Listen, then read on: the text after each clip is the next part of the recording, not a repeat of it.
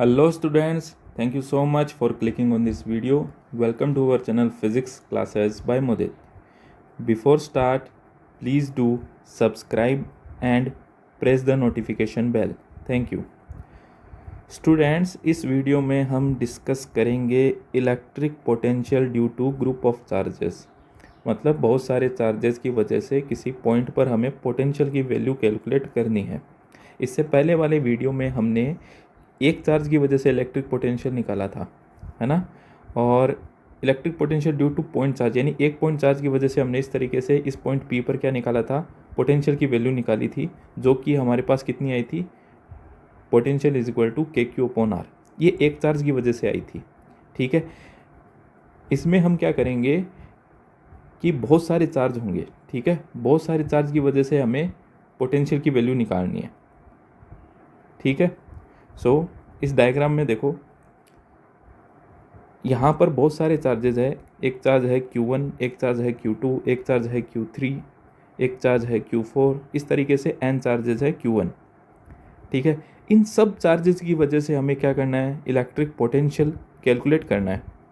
और किस पॉइंट पर कैलकुलेट करना है, ये जो पॉइंट P है, इस पॉइंट P पर इन सब चार्जेस की वजह से इलेक्ट्रिक पोटेंशियल की वैल्यू कैलकुलेट करनी है।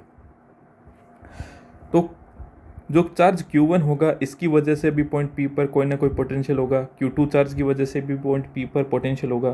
Q3 की वजह से भी होगा, Q4 की वजह से भी होगा और Q1 की वजह से भी होगा।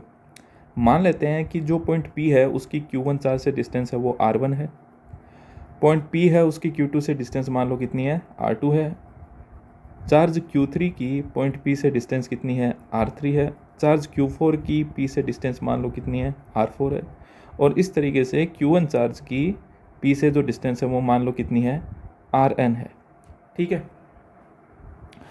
सबसे पहले हम इसको अलग अलग पोटेंशियल कैलकुलेट करेंगे पॉइंट P पर। पहले हम Q1 की वजह से, फिर Q2 की वजह से, फिर Q3 की वजह से, फिर Q4 और फिर Q1 की वजह से, और लास्ट में हम क्या कर देंगे, इनका टोटल कर देंगे।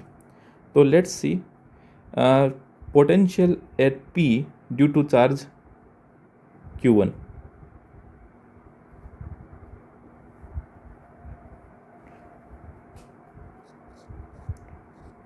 Potential at point P due to charge Q1। Q1 charge की वजह से पोटेंशियल है, इसको हम क्या मान लेते हैं, V1 मान लेते हैं, ठीक है। और ये क्या आ जाएगा, फॉर्मूला हमने लास्ट वीडियो में कैलकुलेट करा था, कितना था, के क्यू अपॉन आर था। तो के, यहाँ पर चार्ज क्या है, Q1, और डिस्टेंस क्या है, R1, ठीक है। So potential at point P due to charge Q1, V1 is equal to K Q1 upon R1। इसी तरीके से दूसरा क्या हो जाएगा, potential at point P due to charge Q2। इसको हम नाम दे देते हैं V2, और ये कितना आ जाएगा, के Q2 अपॉन R2। यहाँ R2 क्या है, पॉइंट P की Q2 से डिस्टेंस है। Equation number 2। Similarly we can right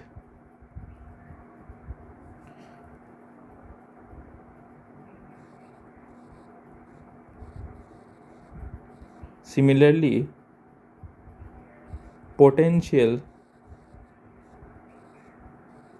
at point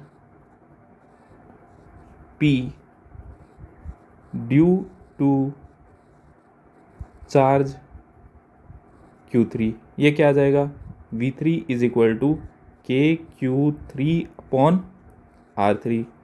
इसको हम इक्वेशन दे देते हैं 3, ठीक है। इस तरीके से ये चलता जाएगा। इसी तरीके से किसके लिए आ जाएगा, Q4 चार्ज के लिए आ जाएगा, वो आ जाएगा V4 इज इक्वल टू के Q4 अपॉन R4, ठीक है। N चार्ज के लिए पोटेंशियल क्या आ जाएगा, Vn लिख सकते हैं, Vn इज इक्वल टू के Qn अपॉन Rn। ये आ जाएगा इक्वेशन नंबर 4। सो अभी हमने यहाँ पर 4 इक्वेशन कैलकुलेट कर ली है, ठीक है। और ये कैसे की है, हमने अलग अलग चार्ज की वजह से पॉइंट पी पर पोटेंशियल निकाला है। Q1 की वजह से क्या है, KQ1/R1, Q2 की वजह से है KQ2/R2, Q3 की वजह से है KQ3/R3, Q4 की वजह से KQ4/R4 और Q1 की वजह से KQN/Rn। तो ये इंडिविजुअल हमने पॉइंट P पर पोटेंशियल कैलकुलेट कर लिया है। अब हम क्या करेंगे कि हमें टोटल पोटेंशियल निकालना है, ठीक है। वही सिंगल चार्ज की वजह से तो हम ऑलरेडी निकाल चुके हैं और यहाँ पर भी हमने निकाल लिया। अब हमें क्या करना है, potential due to group of charges, मतलब कंबाइंड रिजल्ट निकालना है। तो इसलिए हम क्या करेंगे, इन सब इक्वेशन को ऐड कर देंगे, ठीक है। तो on adding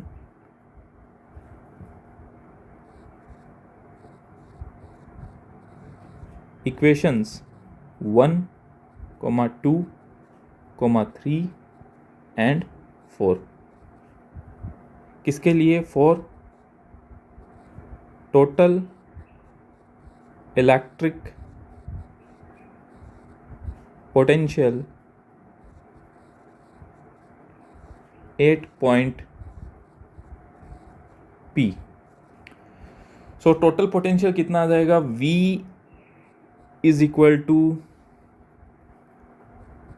V1 plus V2 plus V3 plus so on Vn।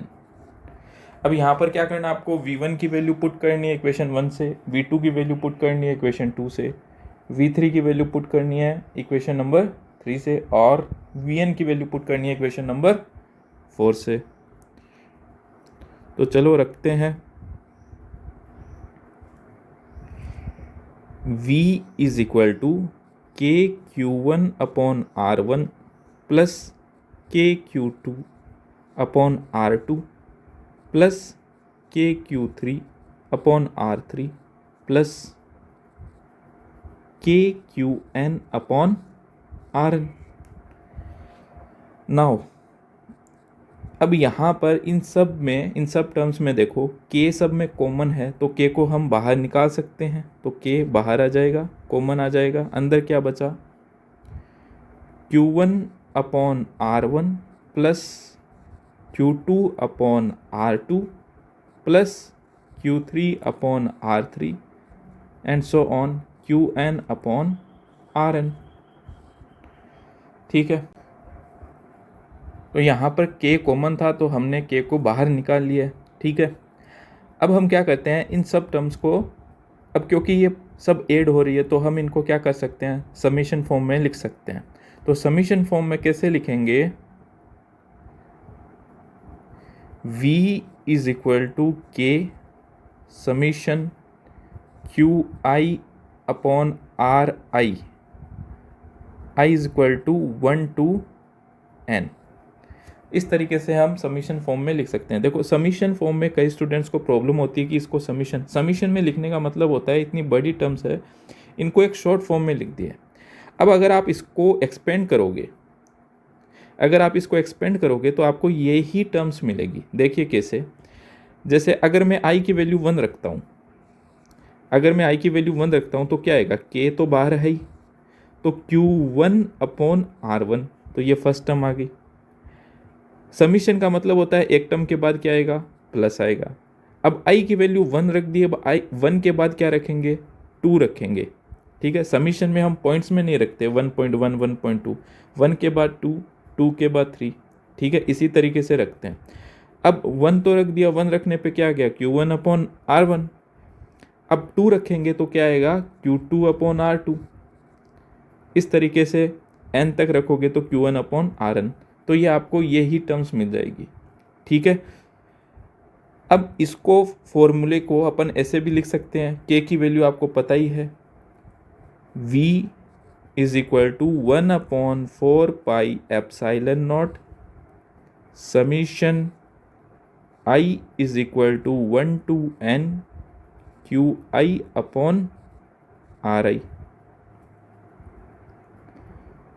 So this is the formula for electric potential due to group of charges. Okay students, thank you. अगर आपको वीडियो अच्छा लगा है तो प्लीज़ इसे लाइक करें, अपने friends के साथ शेयर करें and don't forget to subscribe. Thank you.